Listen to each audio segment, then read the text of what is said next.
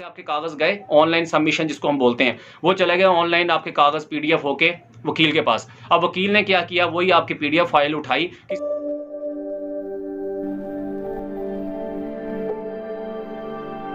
बिस्मिल्लाहिर्रहमानिर्रहीम अस्सलातु वस्सलामु अलैका या सय्यदी या रसूलुल्लाह वअला आलिका वअस्हाबिका या सय्यदी या हबीबल्लाह।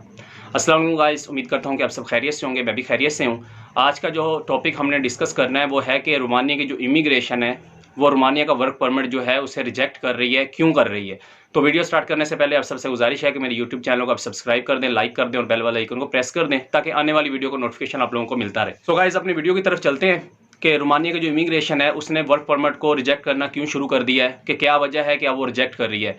सबसे पहली बात यह है कि भाई वो इसलिए उन्होंने सख्ती कर दी है कि जो हमारे पहले पाकिस्तानी भाई गए हैं माशाल्लाह से, वहाँ काम उन्होंने क्या किया है कि कुछ ऐसे भाई हैं जो जाते ही वहाँ से भाग गए, कुछ ऐसे हैं जो 1 महीना रुके, कुछ ऐसे हैं जो 2 महीने रुके, 3 महीने रुके, और जो लेम एक्सक्यूज़ दे के कि भाई हमें यहाँ पे काम नहीं सही मिला, हमें सैलरी कम मिली, हमें अकोमोडेशन का, जो भी उन्होंने मसले बताए अपने यूट्यूब पे भी बहुत सारे भाइयों ने उनके इंटरव्यू किए। खैर जो भी हुआ, जैसे भी हुआ, वो यूरोप में भाग गए।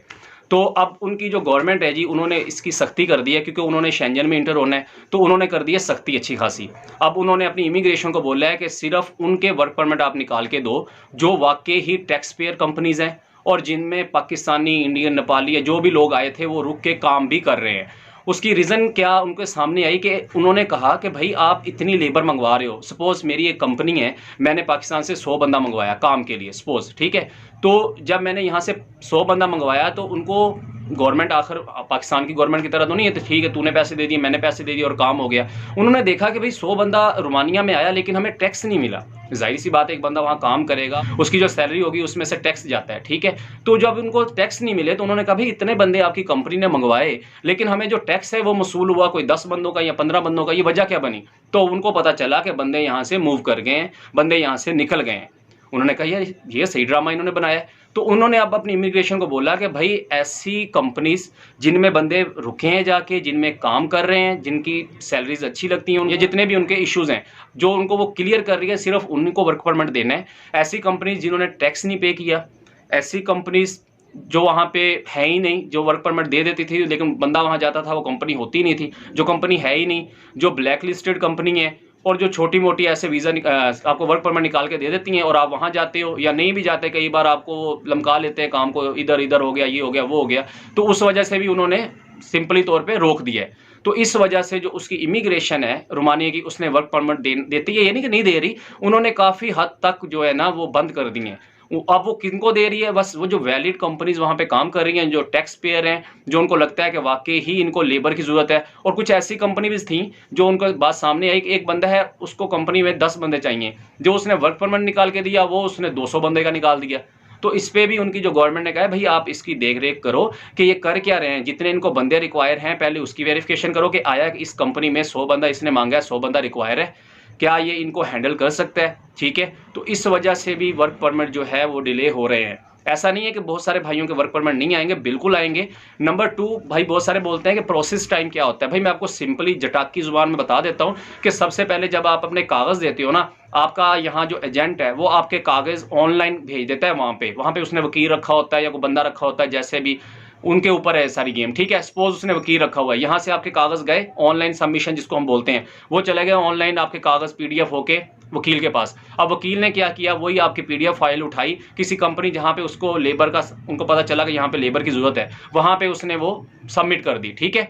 जब उसने वहाँ पे सबमिट कर दी, यानी व्हाट्सएप पे कर दी या जैसे भी उसको ऑनलाइन मेल कर दी या जिस तरह भी कर दी, जब उसमें से बंदे सिलेक्ट हो जाते हैं फिर वो कहते हैं जी अब आप आए और फिजिकली अपने जो कागज़ हैं वो सबमिट करवाएं। अब आपको समझ आ गई होगी ऑनलाइन सबमिशन क्या होती है और फिजिकल सबमिशन क्या होती है।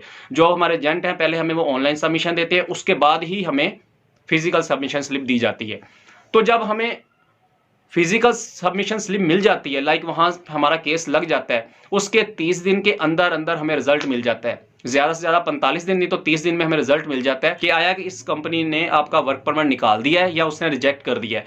अगर तो ऐसे मेरे भाई जिनको फिजिकल सबमिशन स्लिप मिल गई है और 30 दिन से लेके 45 दिन हो चुके हुए हैं, ठीक है, और उनका वर्क परमिट नहीं आया, समझो उस कंपनी ने, क्योंकि एजेंट आपको नहीं बताएगा, कंसल्टेंट नहीं बताएगा, एजेंसी वाला आपको कभी नहीं बताएगा, ठीक है। ये मैं आपको 110% बता रहा हूँ। अगर आपकी फिजिकल सबमिशन आपके पास है, आपको आपके कंसल्टेंट, पहले बात तो वो देते नहीं है। अगर किसी भाई को मिल चुकी हुई है तो अभी तक आपको वर्क परमिट नहीं मिला, 30 दिन से लेके 45 दिन हो गए, इसका मतलब है कि आपका वहां पे जो वर्क परमिट था वो उन्होंने रिजेक्ट कर दिया है। अब वो आपका क्या करेगा, वो कहीं और अप्लाई करेगा। ये नहीं कि एक बार खत्म हो गया तो अप्लाई नहीं करते। जाहिर सी बात है, जो आपका कंसल्टेंट एजेंसी वाला होता है या एजेंट होता है, उसने तभी कमाना होता है जब आपका वीजा लग के आ जाएगा, जब आपका वर्क परमिट आएगा। सिंपल सी बात है, जैसे ही आपका वर्क परमिट आता है तो आपकी एजेंसी वाला, आपका एजेंट या आपका कंसल्टेंट आपसे कहता है भी इतने पैसे दे दो। उनको भी पता है जैसे इनको वर्क परमिट देंगे तभी हमें कुछ जेब में मिलेगा। सो गाइस, ये आज का टॉपिक था हमारी वीडियो का, मैंने आपको एक्सप्लेन कर दिया। फिर भी किसी भाई को कुछ समझ ना आया, कमेंट सेक्शन में पूछ सकता है, मैं उसको बता दूंगा। इंशाल्लाह मिलते हैं किसी नेक्स्ट टॉपिक में। अपना बहुत सारा ख्याल रखिएगा। अल्लाह हाफिज।